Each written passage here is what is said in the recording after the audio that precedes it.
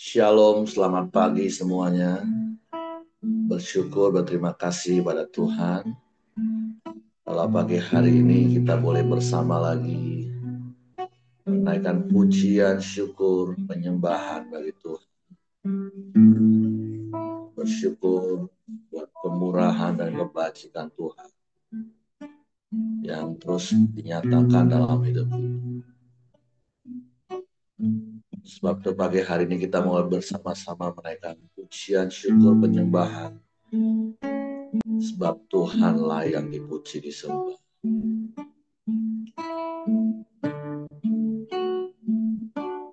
Bapa, kami bersyukur, kami berterima kasih kepadamu pagi ini. Kalau kami ada hari ini, sebagaimana kami ada, semua karena kemurahan dan kebajikan yang terus Engkau nyatakan di sepanjang hari hidup.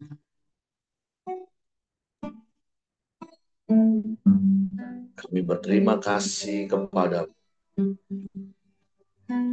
buat penyertaan, buat pemeliharaan, buat penjagaan di dalam setiap langkah hidup kami. Sewaktu kami mau datang dengan hati bersyukur, mengangkat hati kami, mengangkat suara kami, mengangkat wajah kami, untuk memuji, menyembah, meninggikan Engkau. Terima kasih, terima kasih.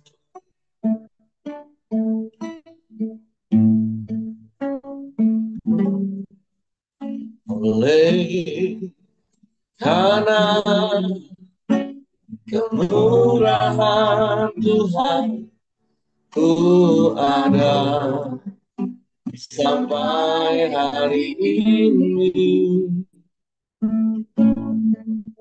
Oleh karena kebaikan Tuhan, janji-Mu terjadi bagiku. Oleh karena kemurahan, oleh karena kemurahan Tuhan, ku ada sampai hari ini. Oleh karena kebaikan Tuhan, janji-Mu terjadi bagiku. Ku sembah Kau Tuhan, ku mengangkat tanganku, selamanya Kau ajaib bagiku. Ku sembah Kau Tuhan, ku mengangkat wajahku, selamanya Kau hebat bagiku. Haleluya. Oleh karena kemurahan Tuhan, ku ada sampai hari ini. Oleh karena kebaikan Tuhan, janji-Mu terjadi bagiku. Ku sembah Kau Tuhan, ku mengangkat tanganku, selamanya Kau ajaib bagiku. Amin. Ku sembah Tuhan, ku mengangkat wajahku, selamanya Kau hebat Itu kami sembah Kau, oh sembah Tuhan, ku mengangkat tanganku selamanya Kau ajar bagiku, ku sembah Tuhan, ku mengangkat wajahku selamanya Kau hebat bagiku, selamanya Kau hebat bagiku ya, selamanya Kau hebat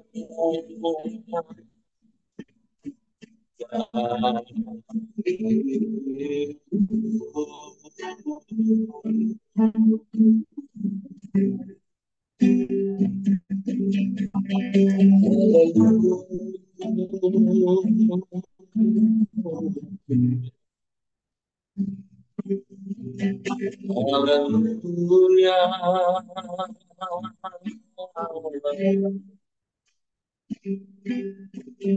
terpujilah namamu, terpujilah namamu, Yesus Tuhan. Sebab hanya karena kemurahan kami ada hari ini.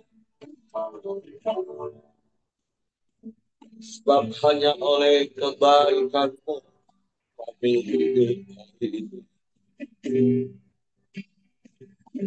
Sebab kami bersyukur,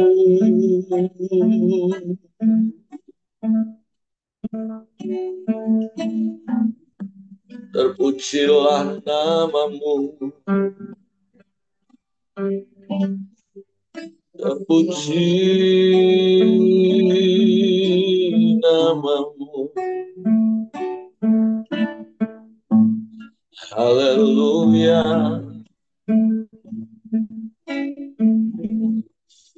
haleluya.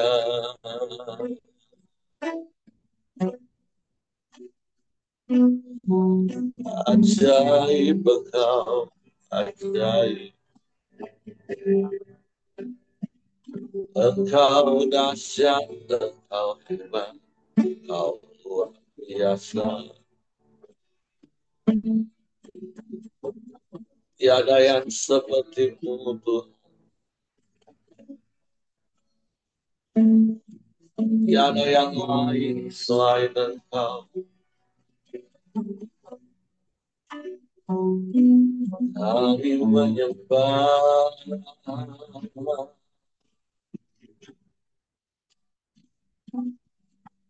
kami memuji,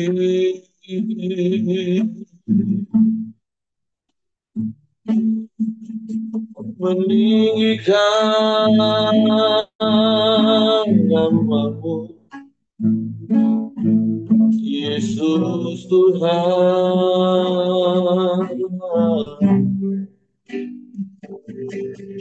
Terima kasih, terima kasih, terima kasih.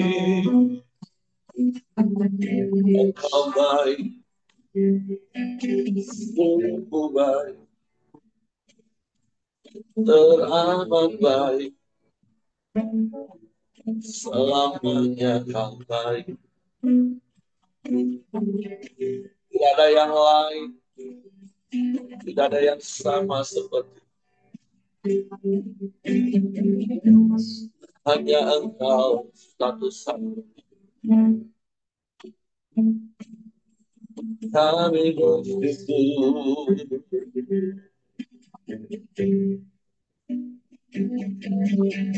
kami bersyukur,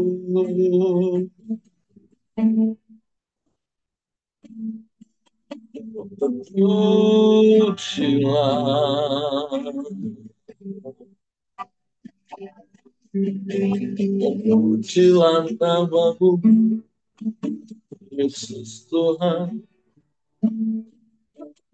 mulialah namamu, mulia.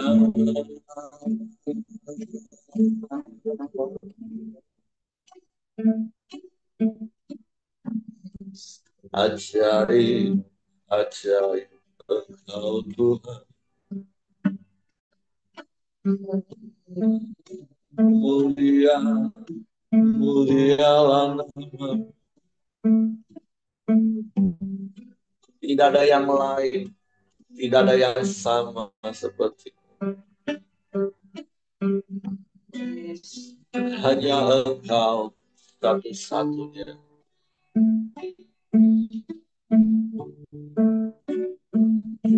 Hanya kepadamu hati kami percaya, dan hanya kepadamu kami mempercayakan seluruh hidup. Sebab kami aman di dalam-Mu Tuhan, di dalam genggaman tangan kasih kuasa. Terpujilah namamu,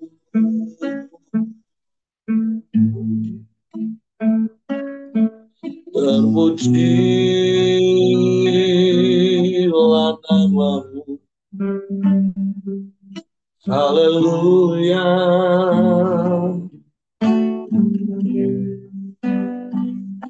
haleluya.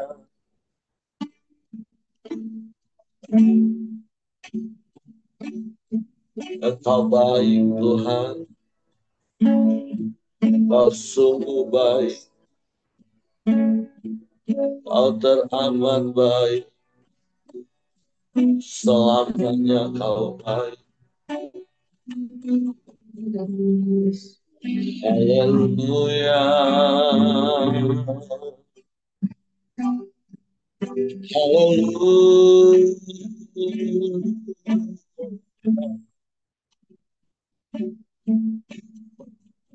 haleluya, haleluya, haleluya. Syukur bagimu, syukur bagimu. Engkau sumber kekuatan bagi kami di dalam kelemahan. Engkau sumber pertolongan di dalam setiap pergumulan. Engkau sumber jawaban di dalam setiap persoalan. Engkau segalanya bagi kami. Engkau segalanya, yang terutama dalam hidup kami. Engkau segalanya bagi kami. Kami aman di dalam-Mu. Kami aman bersama-Mu. Yesus Tuhan,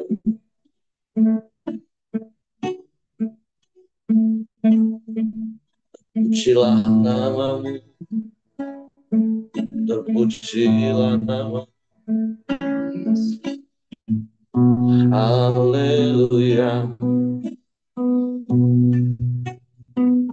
haleluya, haleluya,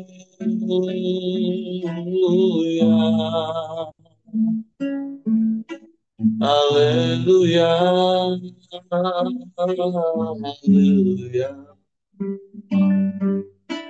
Terpujilah nama, terpujilah nama. Ajaib, ajaib Tuhan. Mulialah nama-Mu Yesus.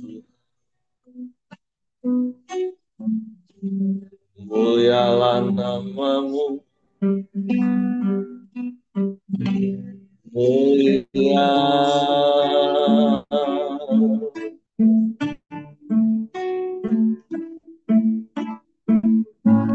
Haleluya, haleluya,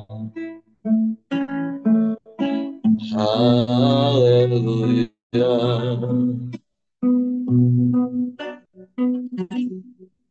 Terpuji,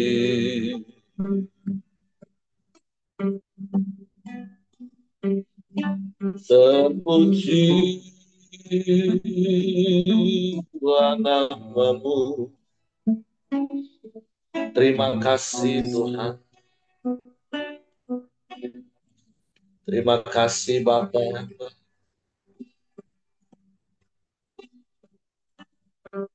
Engkaulah yang berarti dalam hidup. Engkau tak tergantikan oleh siapapun dan oleh apapun.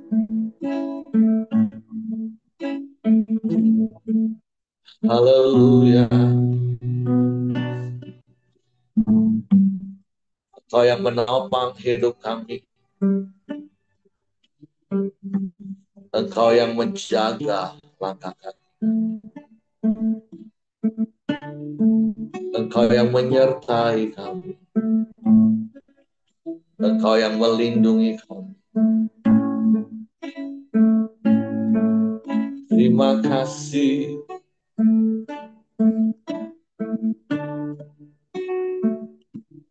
Terpujilah namamu. Bukan dengan kekuatanku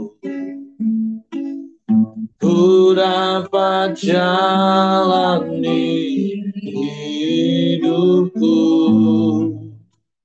tanpa Tuhan yang di sampingku. Ku tak mampu sendiri.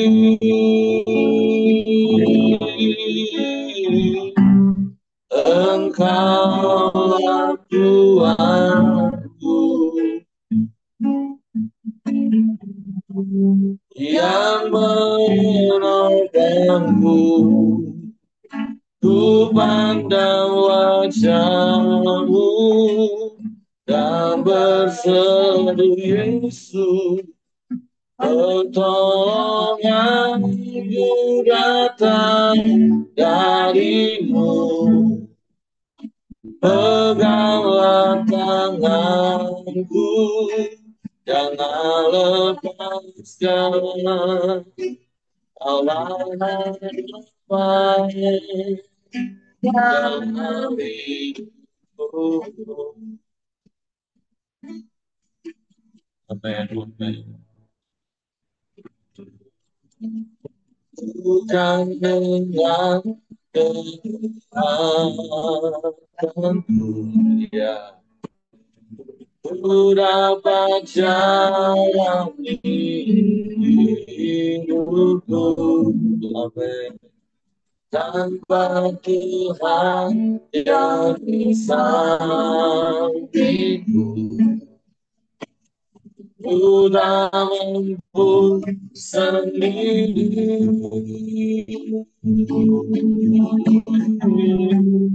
Engkaulah Tuhanku, ya, yang menopangku. Ku pandang wajah-Mu dan berseru, pertolonganku datang dari-Mu.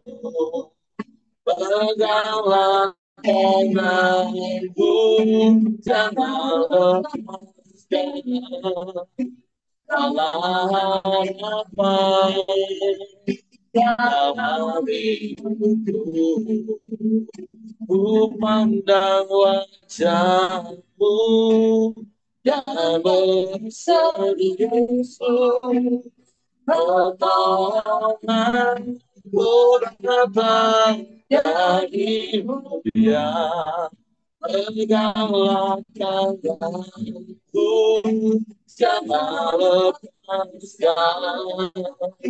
Kaulah harapan dalam hidupku. Kaulah harapan dalam hidupku. Kaulah harapan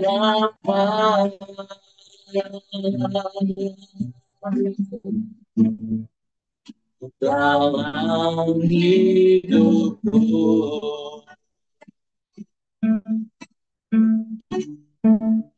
Kaulah harapan dalam hidup kami. Dan pengharapan di dalam Engkau tidak pernah mengecewakan. Sebab itu kami bersyukur, kami berterima kasih kepada Engkaulah kekuatan bagi kami. Firman-Mu kekuatan bagi kami. Sebab itu kami mau terus taruh firman-Mu dalam hati kami. Pagi hari ini kami buka hati kami hanya untuk firman. Roh Kudus, tolong kami untuk mengerti dan memahami firman. Sehingga kami percaya firman dan melakukannya dalam nama Yesus kami sambut firman. Haleluya. Amin. Oke, silakan Ko Heng. Oke, Pak Heri, terima kasih atas kesempatannya pagi hari ini untuk saya membawakan sharing kebenaran firman Tuhan. Shalom Bapak Ibu Saudara semua, salam sehat selalu. Pada pagi hari ini kita kembali akan melanjutkan sharing kebenaran firman Tuhan yaitu di Injil Lukas pasal 16, 1 sampai 31. Injil Lukas pasal 16 ini ada beberapa perikop. Saya akan bacakan Bapak Ibu semua, pada pagi hari ini mari kita sama-sama simak dan perhatikan firman Tuhan ini. Perumpamaan tentang bendahara yang tidak jujur. Dan Yesus berkata kepada murid-muridnya, ada seorang kaya mempunyai seorang bendahara, kepadanya disampaikan tuduhan bahwa bendahara itu menghamburkan miliknya. Lalu ia memanggil bendahara itu dan berkata kepadanya, apakah yang kudengar tentang engkau? Berilah tanggung jawab atas urusanmu, sebab engkau tidak boleh lagi bekerja sebagai bendahara.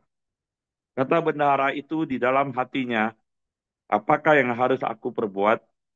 Tuanku memecat aku dari jabatanku sebagai bendahara. Mencangkul aku tidak dapat, mengemis aku malu. Aku tahu apa yang aku perbuat supaya apabila aku dipecat dari jabatanku sebagai bendahara, ada orang yang akan menampung aku di rumah mereka. Lalu ia memanggil seorang demi seorang yang berhutang kepada tuannya. Katanya kepada yang pertama, berapa hutangmu kepada tuanku? Jawab orang itu, 100 tempayan minyak.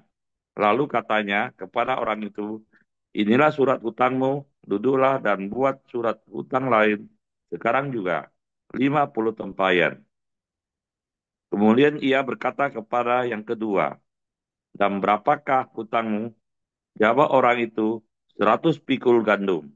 Katanya kepada orang itu, inilah surat hutangmu, buatlah surat hutang lain, 80 pikul. Lalu Tuhan itu memuji bendahara yang tidak jujur itu, karena ia telah bertindak dengan cerdik. Sebab anak-anak dunia ini lebih cerdik terhadap sesamanya daripada anak-anak terang. Dan aku berkata kepadamu, ikatlah persahabatan dengan mempergunakan mamon yang tidak jujur, supaya jika mamon itu tidak dapat menolong lagi, kamu diterima dalam kemah abadi. Nasihat.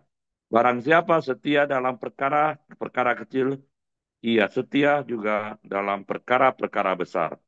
Dan barang siapa tidak benar dalam perkara-perkara kecil, ia tidak benar juga dalam perkara-perkara besar. Jadi, jikalau kamu tidak setia dalam hal mamon yang tidak jujur, Siapakah yang akan mempercayakan kepadamu harta yang sesungguhnya?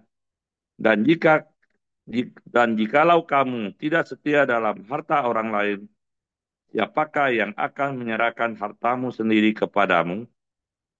Seorang hamba yang tidak dapat mengabdi kepada dua tuan.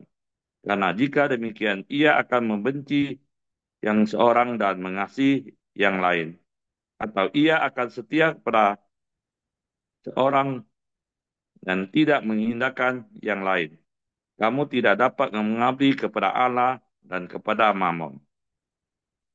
Semuanya itu didengar oleh orang-orang Farisi, hamba-hamba uang itu. Dan mereka mencemoohkan dia.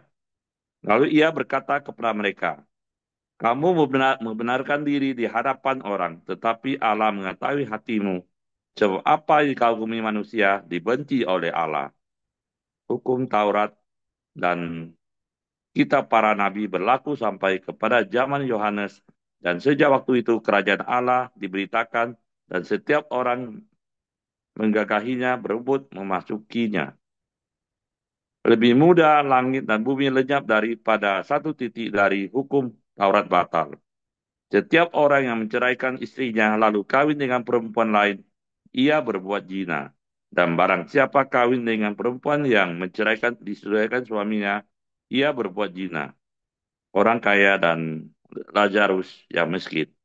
Ada seorang kaya yang selalu berpakaian jubah ungu dan kain halus, dan setiap hari ia bersukaria dalam kemewahan. Dan ada seorang pengemis bernama Lazarus, badannya penuh dengan borok, berbaring dekat pintu rumah orang kaya itu, dan ingin menghilangkan laparnya dengan apa yang jatuh dari meja orang kaya itu. Malahan anjing-anjing datang dan menjilat boroknya. Kemudian matilah orang miskin itu, lalu dibawa oleh malaikat-malaikat ke pangkuan Abraham. Orang kaya itu juga mati, lalu dikubur. Dan sementara itu ia menderita sengsara dalam maut, ia memandang ke atas. Dari jauh dilihatnya Abraham dan Lazarus duduk di pangkuannya. Lalu ia berseru, katanya, Bapa Abraham, kasihanilah aku. Suruhlah Lazarus supaya ia mencelupkan ujung jarinya ke dalam air dan menyejukkan lidahku, sebab aku sangat kesakitan dalam nyala api ini. Tetapi Abraham berkata, Anak, ingatlah bahwa engkau telah menerima segala yang baik waktu hidupmu, sedangkan Lazarus segala yang buruk. Sekarang ia mendapatkan hiburan dan engkau sangat menderita. Selain daripada itu, di antara kami dan engkau terbentang jurang yang tak terseberangi, supaya mereka yang mau pergi dari sini kepadamu ataupun mereka yang mau datang dari situ kepada kami tidak dapat menyeberang. Kata orang itu, kalau demikian, aku minta kepadamu, Bapa, supaya engkau menyuruh dia ke rumah ayahku. Sebab masih ada 5 orang saudaraku, supaya ia memperingati mereka dengan sungguh-sungguh, agar mereka jangan masuk ke dalam tempat penderitaan ini. Tetapi kata Abraham, ada pada mereka kesaksian Musa dan para nabi, baiklah mereka mendengarkan kesaksian itu. Jawab orang itu, tidak, Bapa Abraham. Tetapi jika ada seorang datang daripada orang mati kepada mereka, mereka akan bertobat.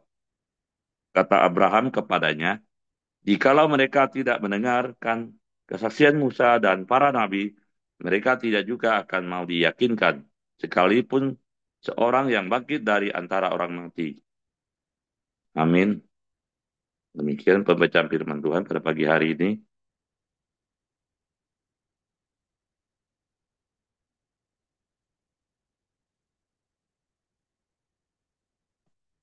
Shalom Bapak Ibu Saudara yang selalu diberkati oleh Tuhan Yesus. Pada pagi hari ini kita kembali sama-sama belajar seri kebenaran firman Tuhan, yaitu di Injil Lukas pasal 16 ayat 1 sampai 31. Injil Lukas pasal 6 ini ada beberapa judul perikop. Salah satunya ada perikop perumpamaan tentang bendahara yang tidak jujur. Bapak Ibu Saudara, Saya sudah membaca perumpamaan ini berkali-kali, dan saya seringkali dibuat bingung dengan perumpamaan Tuhan Yesus ini. Saya rasa ketika Bapak Ibu Saudara membaca tentang perikop perumpamaan penadah jujur ini juga dibuat bingung. Kenapa Tuhan Yesus seolah-olah setuju dengan kecurangan yang dilakukan oleh bendahara yang tidak jujur ini. Bahkan Tuhan Yesus memuji kecerdikan bendahara yang tidak jujur ini, sehingga menimbulkan banyak spekulasi apakah Tuhan Yesus menyetujui kecurangan. Jadi ringkasnya seperti ini.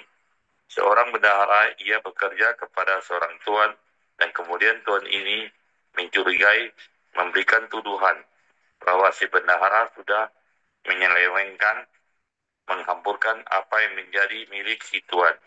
Dan ia tahu bahwa sebentar lagi tuan itu akan memecatnya. Lalu kemudian dalam ayat keempat dikatakan, bendahara itu dalam hatinya, apakah yang harus kuperbuat kalau Tuhan memecat aku, jabatanku sebagai bendahara, mencangkul aku tidak dapat, mengemis aku malu. Bendahara ini sudah siap, sebentar lagi tuannya akan memecat dia. Karena dia sudah lalai, karena dia menghampurkan apa yang menjadi milik tuannya, dan ia membayangkan kalau mencangkul, ia tidak bisa, mengemis dia malu. Bagaimana saya bisa hidup?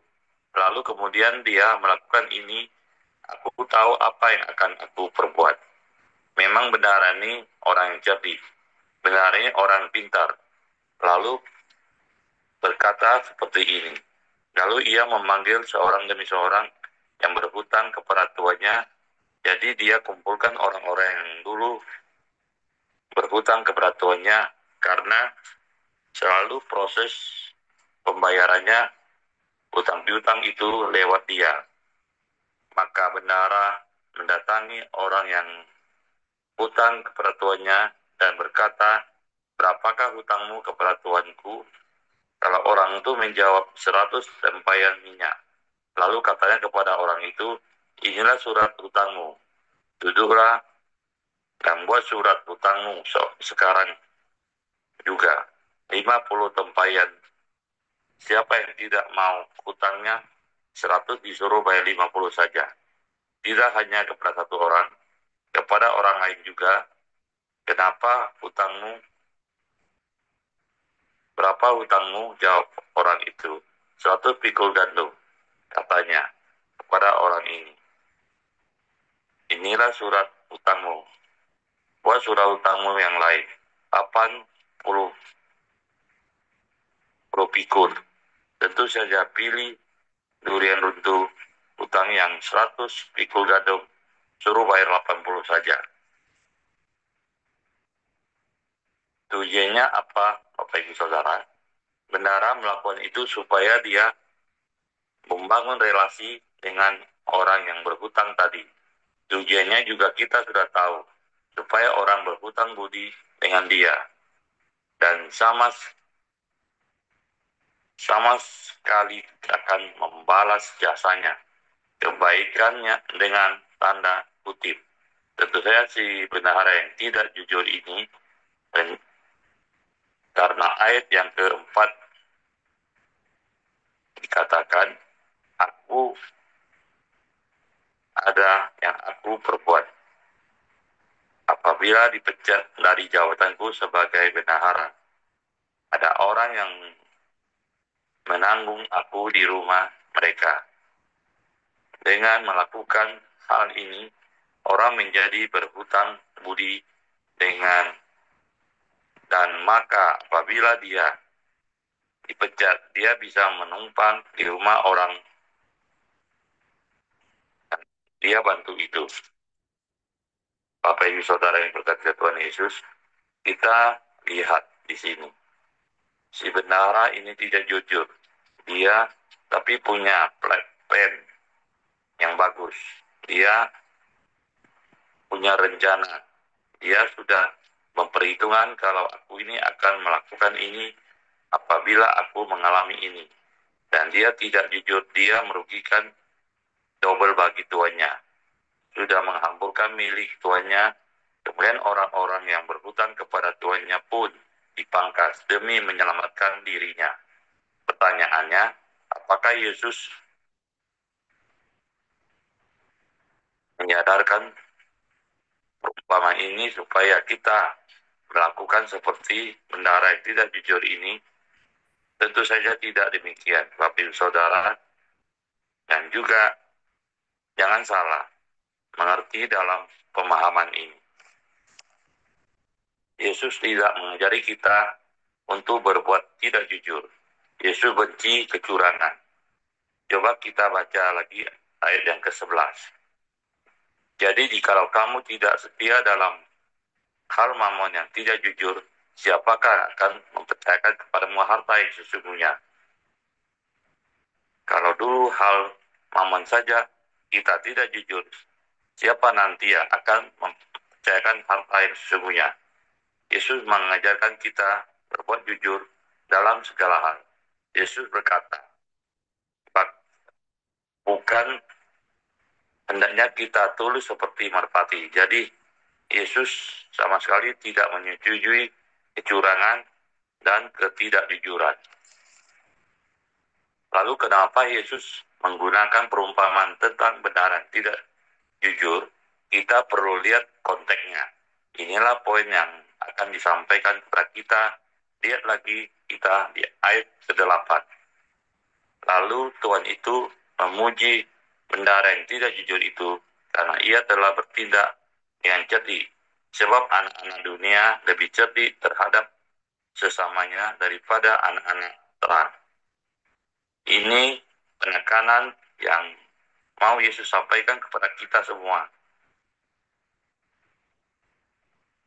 Bukan mengikuti ketidakjujuran daripada bendahara itu, tapi menyadarkan kita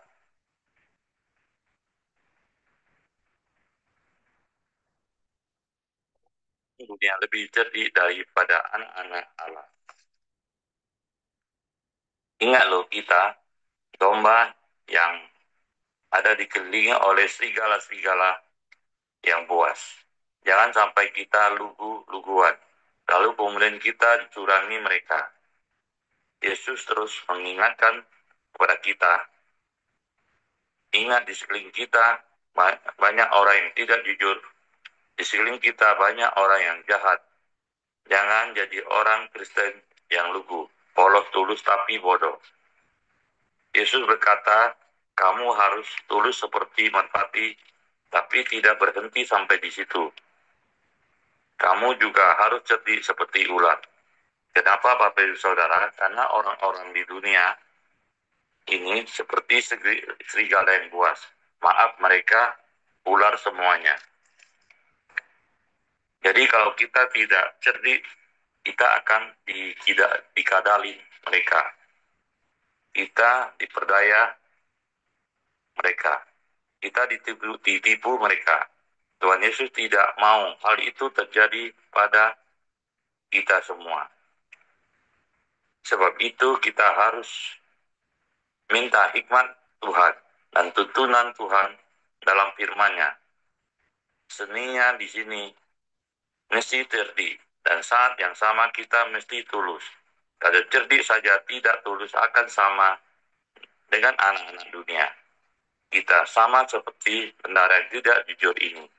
Tapi kalau tulus saja tidak cerdik, kita akan jadi korban mereka.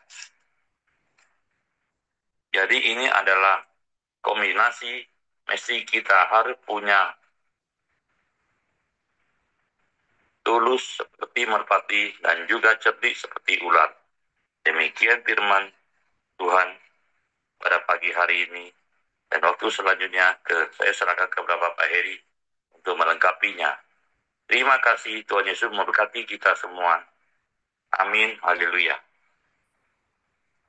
Oke, terima kasih untuk Ko Aheng. Jadi menarik pagi hari ini, tapi Ko Aheng sudah jelaskan tentunya dengan baik sehingga kita tidak salah mengerti dan tidak salah paham tentang apa yang Yesus sampaikan pagi hari ini.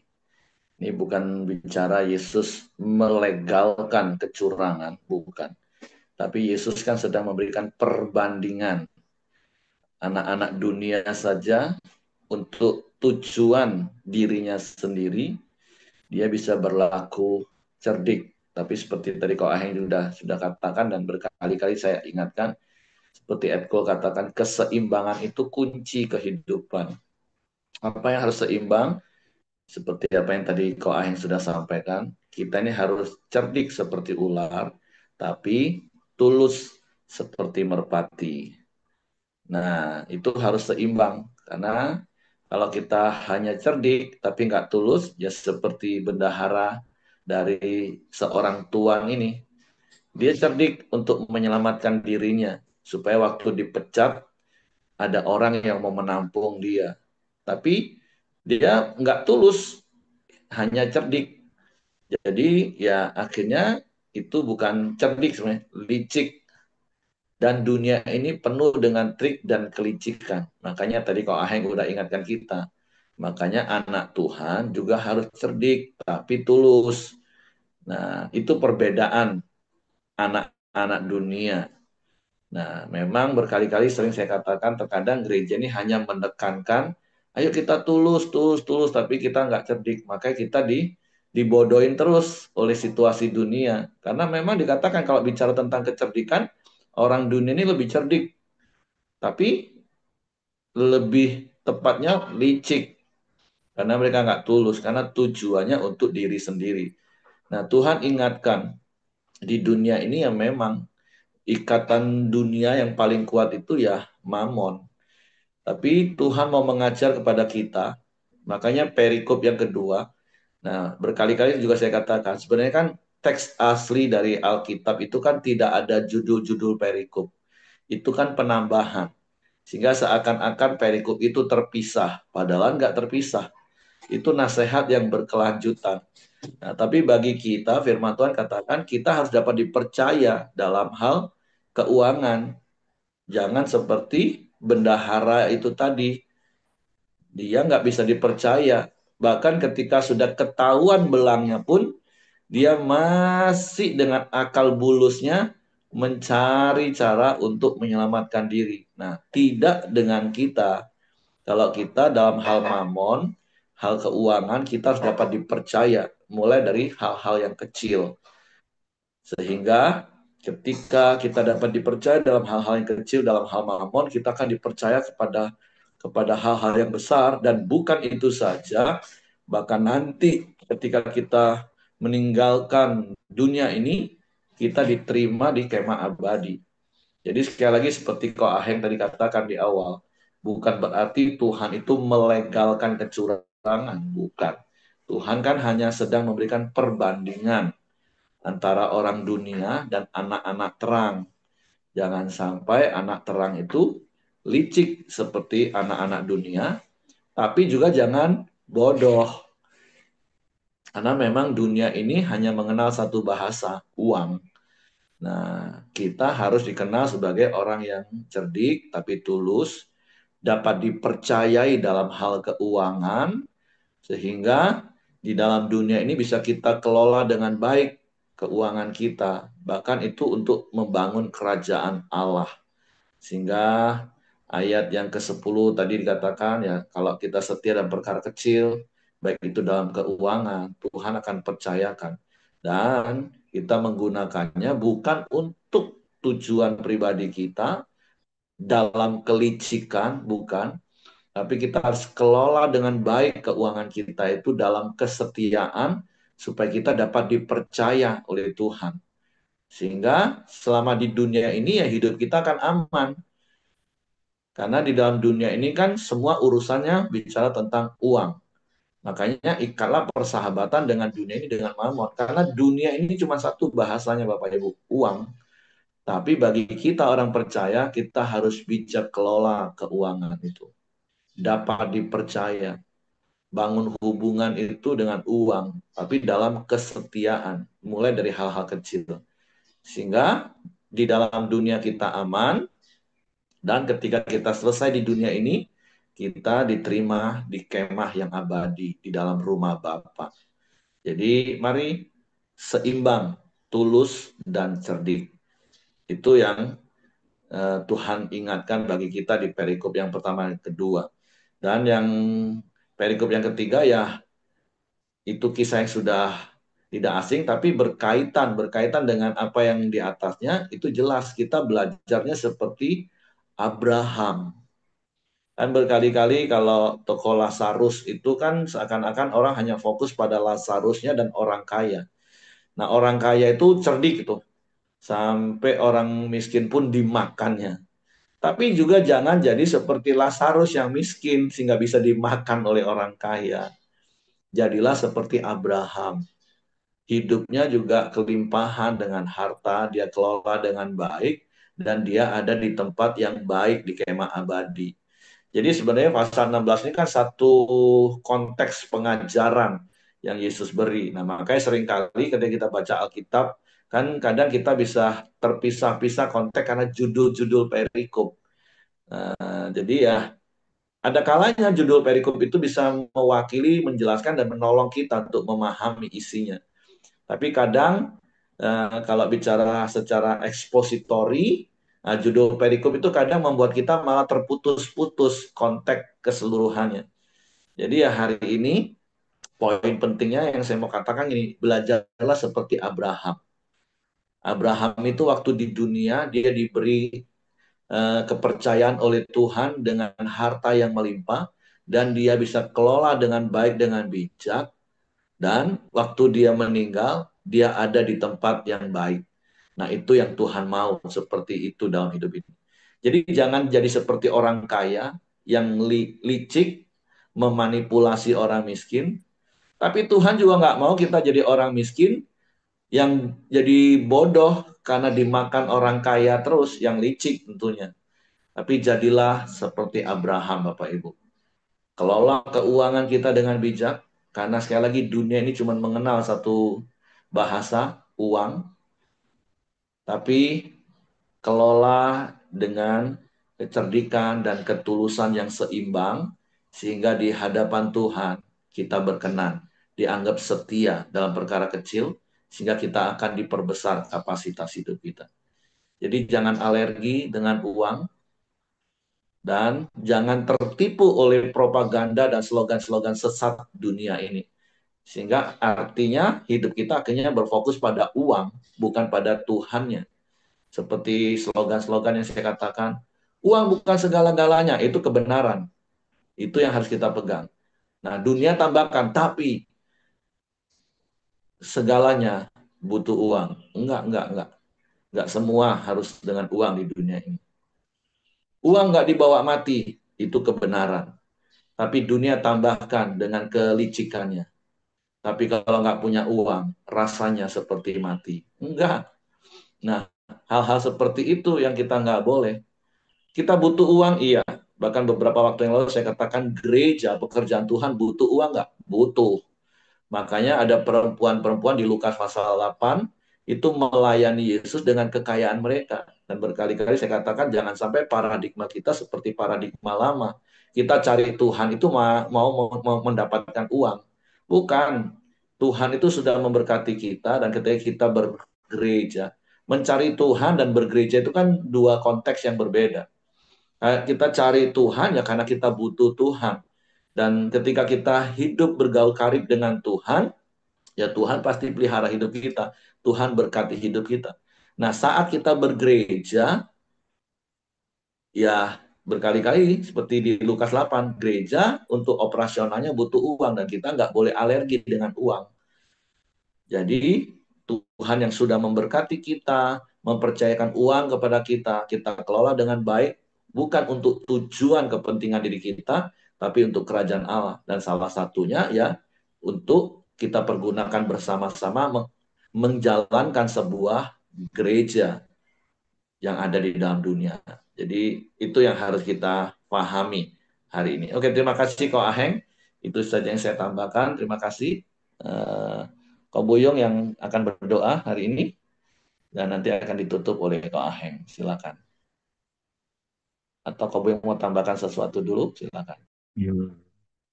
Ya, Oke, makasih teman-teman. Mari kita berdoa syafaat, kita bersatu dalam hati. Bapak Surgawi, terima kasih buat firman-Mu pagi ini Tuhan, yang kembali mengingatkan setiap kami Tuhan, untuk menjadi hamba-Mu yang setia di dalam pengelolaan keuangan Tuhan. Ajar kami seperti Abraham Tuhan, mengelola keuangan dengan baik, sehingga Engkau mempercayakan perkayaan yang besar lagi dalam setiap hidup kami ya Bapak. Terima kasih Tuhan. Kami juga mau berdoa buat bangsa dan negara ini, di mana Engkau menempatkan kami Tuhan menjadi bangsa Indonesia. Kami berdoa buat Presiden dan Wakil Presiden serta seluruh jajaran ada di bawahnya Tuhan. Sehingga Tuhan di dalam mengambil keputusan mereka dengan hikmat daripada Tuhan, mereka boleh jujur setiap keputusan yang diambil Tuhan untuk mensejahterakan kami ya Tuhan. Kami juga berdoa buat gubernur, wakil gubernur, wali kota, wakil wali kota, khususnya kota Jambi, di mana Engkau menempatkan setiap kami dan setiap daerah rekan kami ya Bapak.